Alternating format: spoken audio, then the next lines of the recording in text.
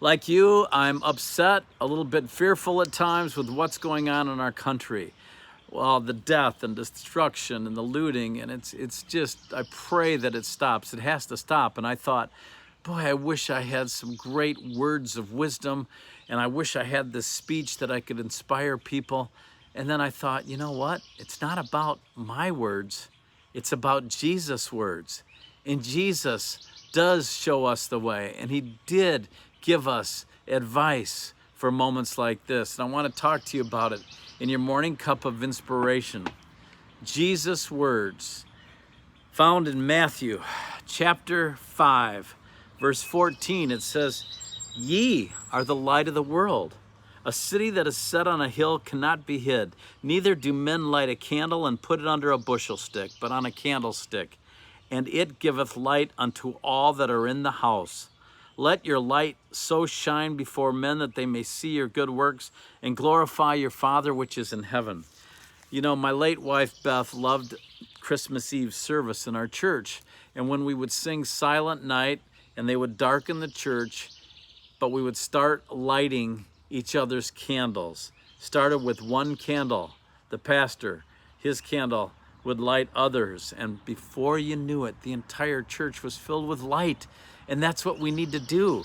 We need to fill our world and our nation with the light of Jesus Christ. He truly is the answer. So he says to keep our light shining, not to hide it. And then how do we shine our light?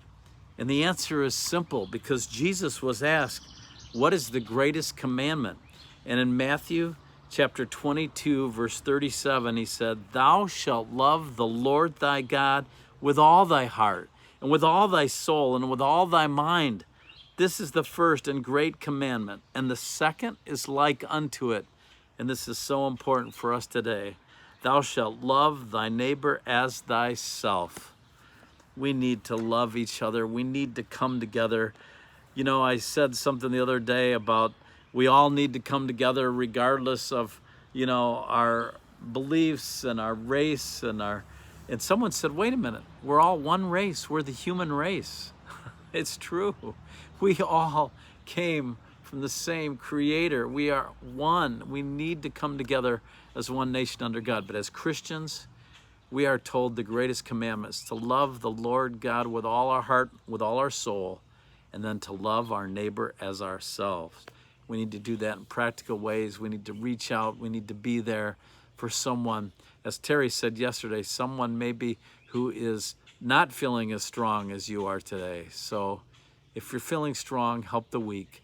Love the Lord your God and love your neighbor as yourself. That's what's going to heal the world. Let your light shine.